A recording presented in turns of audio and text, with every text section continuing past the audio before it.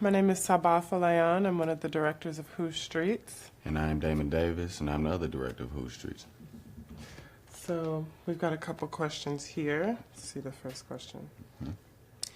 If you had to give my 10-year-old African-American daughter advice while dealing with the police, what would it be?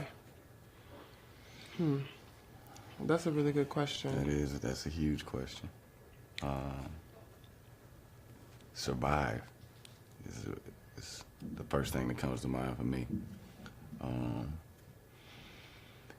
Survive the encounter. I had an experience with the police where I was being detained, and of course, as an activist, I know what my rights are. You have the right to ask, are you under arrest? Are you being detained? You don't have to answer questions. You can ask for a lawyer.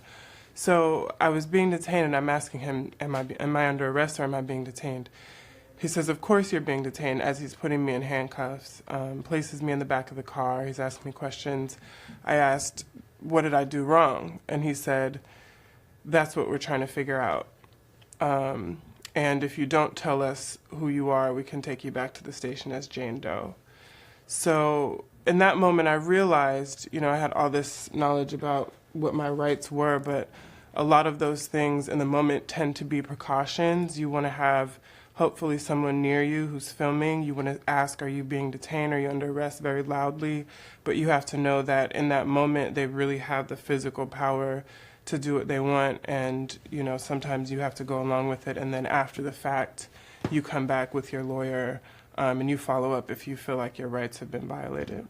And especially with a 10-year-old girl, I would hope that ask for your parents. I need to talk about my parents. I need to see my parents. My mother's name is this, my father's name is this. I need to see my parents. Police should not be messing with a 10-year-old girl anyway, in my opinion. You know what I mean? But that's what I would advise. Make sure your daughter knows how to get in touch with you at all times, how to get in touch with any other adults if things happen. Let's go to the next question. Let me read this. What is your personal experience with police brutality or racial profiling? All my life, especially since whenever I was old enough to drive, is when situations really arose for me. I remember one instance. I'm from East St. Louis, Illinois. It's directly across the river from St. Louis, Missouri. So I had Illinois tags, right? And I drove over to a friend of mine's house with another friend, and we were in the quote-unquote black neighborhood in St. Louis, and the police flagged us down because of our tags, because we were from Illinois, and they told us that we just came from around the corner from a high crime area, basically, telling us that we just had bought drugs, pulled us out of our car, set us on the curb, talked to us like animals. I will say this, we were not physically beaten or anything like that. But this is just one instance that I really remember not knowing what to do. And even though my family had been prepping me for situations like this, I just didn't know what to do exactly. And I just remember feeling humiliated for absolutely no reason, not getting any kind of answers about anything. It was just they ripped my car up, took everything out of it. And quite frankly, I was a lot luckier than a whole lot of my friends in situations like that. But the idea that, so I was just saying, when you get into these situations, you have no power. You feel just powerless when these people are supposed to be here to protect you and to serve you. And eventually, it was thrown out because my friend could prove that we just came from his house because he had ID. But if he didn't, what would have happened? You know what I mean? That's one particular incident that happened to me with racial profiling. But it's been happening my whole life, and I think that's not that's not an uncommon thing for a lot of people that look like me. Wow.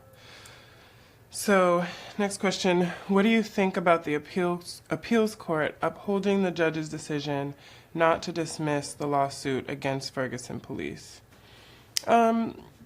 This is a complicated subject for me personally because I do think that participation in government is important. I think participation in local government is especially important, but I think that we have to be really honest about ourselves and the fact that we're dealing with a judicial system that is really not equipped to respond to our needs. And I think that's why you see so many people not participating in voting, but yet coming out into the streets en masse or going onto Facebook en masse, because these processes are, they haven't been updated. They don't respond to what our current situation is. So personally, I don't really have a lot of faith in the court systems to provide the kind of justice, the kind of recompense, the kind of, restructuring that we need. And I think it's going to take people to be radically innovative and changing or destroying and rebuilding these systems and creating something that can actually bring about change.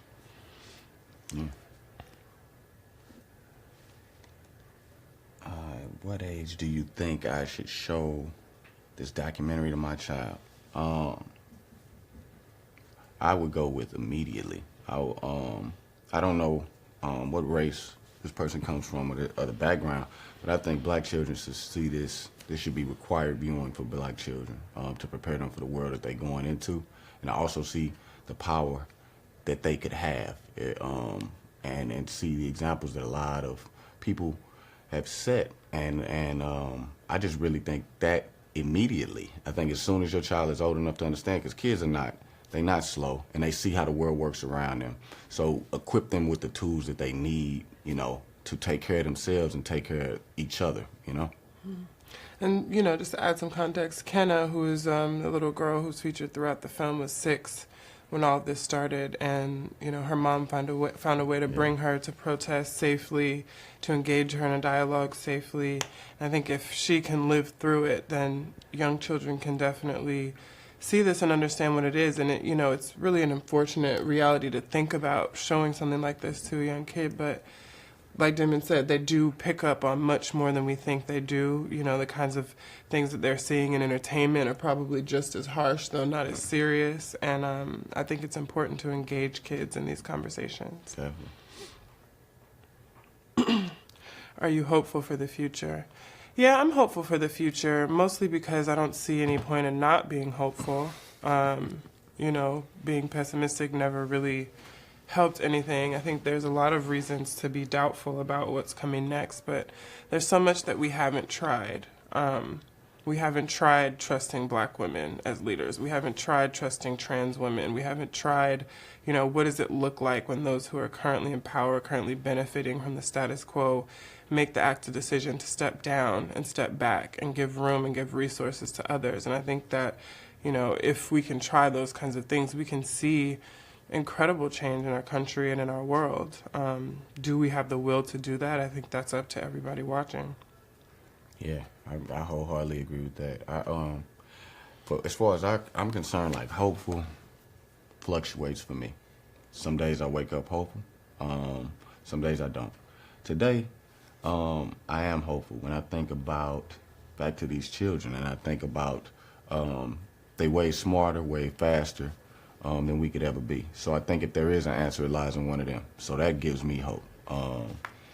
And some days, honestly, I don't. I just see the way people treat each other, and I don't really know what's left when it comes down to it. But today, I am hopeful. I've seen some really bright things come out of my community and other communities because I've been able to travel and see how much the capacity for love that people have. So as long as we can keep that going, I think it's a lot of hope for the future. Yeah, and on that vein, for me, I just think there's so many people that we owe thanks to. James Baldwin had his birthday yesterday. Yeah. I could name a laundry list, but there's so many people who worked just to get us to where we are, just to make sure that it's not worse than it is. And I think sometimes we take for granted the fact that, things are so bad, and, saying they could be worse doesn't really feel all that reassuring, but just knowing that we stand on the shoulders of people who did a lot of work for us to even be having these dialogues. When you hear people like our current president saying things like, make America great again, that's because there has always been a part of this country who deeply is invested in white supremacy, in really rigid hierarchies, and privileging white men and white people over everyone else. And the fact that we're in a debate, that we're in this heated battle, is because of the work of so many people. I don't necessarily believe in utopia. Like, I don't think that it's ever going to be perfect. I'm fighting for a world where people have choices. If they want to pursue money and get rich, they can do that. If they want to go live on a beach somewhere, they can do that. If, you know, I don't think everybody is going to be on top. I think equality of choice, equality of access is what's important here. Yeah. And, I'm hopeful. I'm hopeful. So what message do you hope to spread with Who Streets?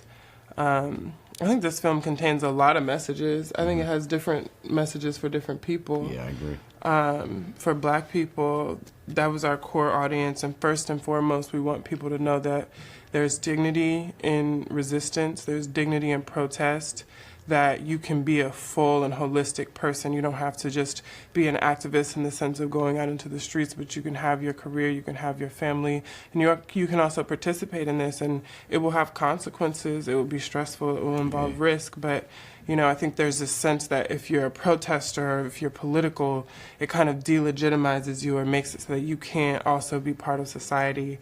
And, you know, that's not really the case. And so this film was supposed to show that. And also, you know, for white folks who watch this film, I want them to know that we did not make this to engender empathy. We did not make this as a teaching tool. We did not make this to reach across the aisle. We made it because it was a story that really, really needed to be told, and we trust that white people can do the work to come to this message, come into our world, and not always kind of ask that we come all the way to them and bring this message to their neighborhoods, to their communities. We're asking for white people to come out of their comfort zone and meet us where we are. Yeah, I wholeheartedly agree. Made this for Black folks to see themselves. We made a mirror, so the Black people could see the dignity and just the majesty in who they are. And so often we are either subhuman or we are superhuman, especially in this specific medium as like film. Like, we are always like these characters, and never get to be a complex individual. And I hope that, like, for once, Black people see how complex they are, and they're proud of that image. Like, and you know, white people get it, like, they get it or they won't. Like, I mean, I think it's so plainly put that if you can't see the humanity in these people, then I think you need to reevaluate your own values. You know what I mean? How can I, a white woman, get involved and support people of color? So I'm reclaiming my time from this question. Yeah, I'm not going. Because this goes back to the point I was making before. This is not, if we spend all of our time figuring out what you can do, when do we get to think about what we need to do? When do we think about our own healing?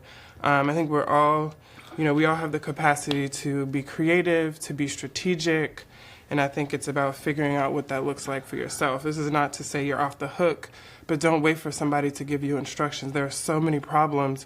A lot of them have very obvious solutions, and you can get engaged without having to have someone hold your hand and walk you through it. There's nobody giving us an instruction manual for what to do. Exactly. And you'll make mistakes, and you'll be uncomfortable, and you'll be wrong, and you have to be open to that. You have to know that just because you're a white person, it doesn't mean that you're always going to be in the right.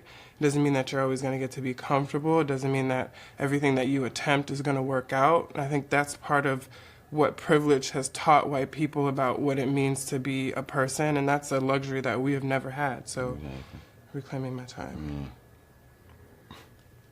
I'm moved by this story. What can I do to help? Are there any NGOs or nonprofits that you recommend? I would say the NGO thing and the non-for-profit thing, that's easy. I say get very local. Go outside. Go to your community. And another thing, back to basically the same point, take personal responsibility for finding the answers within your current environment right around you. You know what I mean? A lot of people like to just write a check to an NGO or a not-for-profit and feel that they have done their penance in the war against racism. But go a little further, go a little deeper, go outside, talk to your neighbors, see what's going on and what are the immediate problems right around the community you are in, and then support the people that are on the ground doing that. I think that's way more helpful than just finding some big conglomerate to shovel some money to and then act as though the problem is fixed, personally. Yeah, I agree, and I think that there are large organizations like the ACLU and things like that, and then there are local organizations. I think finding Black women-led organizations, finding trans women-led organizations. You can go to www.whostreets.com and sign up for our newsletter. And as our rollout continues, we'll be connecting people with different resources like that. But I think, just to reiterate what Damon said, going small, going local, and supporting the types of people who haven't traditionally had the resources and been centered in leadership. What projects do you have coming up? That's always a fun topic. I personally want, I'm moving in the narrative. So I want to tell stories about Black joy and or just Black people living normal lives. And it's not like some amazing, life-threatening thing around every single situation.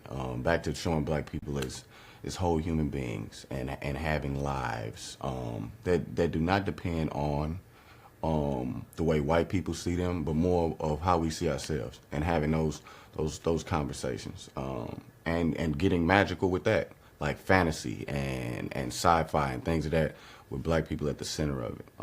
Also, I'm still pushing my visual art and music. That's me personally. I'm just gonna keep making things that I personally can relate to, and if I do that, I think there's got to be somebody else that can relate on the same way. Yeah. That's me personally. Damon's a Renaissance man. Definitely check out his Instagram. What is it? It's Damon Davis, yeah. Damon Davis, Instagram for visual arts. I was lucky. Yeah. I'm also working on a fiction feature, and it's about a woman who, a Caribbean woman who held off the British for decades and started a town. So that's in early development. Also a documentary focusing on intergenerational trauma and the question of why is it that people of color continuously find ourselves starting from scratch, even though we're supposedly so far from these historical inequalities. So you can go to my personal website, sabaah.is, and reach out to me directly if you have more questions. Also follow us both. I'm Sabaah Folayan on Twitter, Instagram, wherever you want to go. And I am Heartache in the letter N Paint on Twitter. You were very specific. I think I should be more specific. I'm working on a documentary about a friend of mine that's been on death row for 25 years. That's in development. And also a sci-fi feature about a guy that records souls. Those are the things that are coming up soon. And also my website is heartacheandpaint.com to keep up with the stuff that I'm doing. But thank you. It's very vague. Yeah, the film comes out August 11th There you go. in That's theaters a big nationwide. LA, New York, St. Louis, of course, Boston, Philadelphia, San Francisco. It'll continue to spread out into more cities throughout the month of August. So I really hope you guys go. I think it's really important to see this film in theaters because there's something about having this experience with a group of people and everyone sort of acknowledging and feeling what they've just seen. And if you're lucky enough to come to one where there's a Q&A, we'll be doing some Q&As. There are also some amazing organizations that will be hosting conversations. We really want to have this be a dialogue that takes place in the public space. So I hope everybody goes out, bring someone out. Also show people that Black filmmaking matters, that it's viable, that people want to see it. We're really just super excited to be bringing this to you guys. Definitely. We have the trailer, right? Oh yeah, we've got the trailer coming up for you guys. So Hot off check the presses. that out. Please check out our trailer. Yeah, and we are humbled and we appreciate all the support thus far too. I want to say that.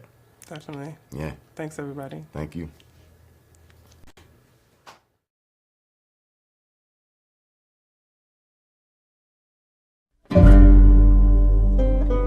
We begin in the St. Louis suburb of Ferguson.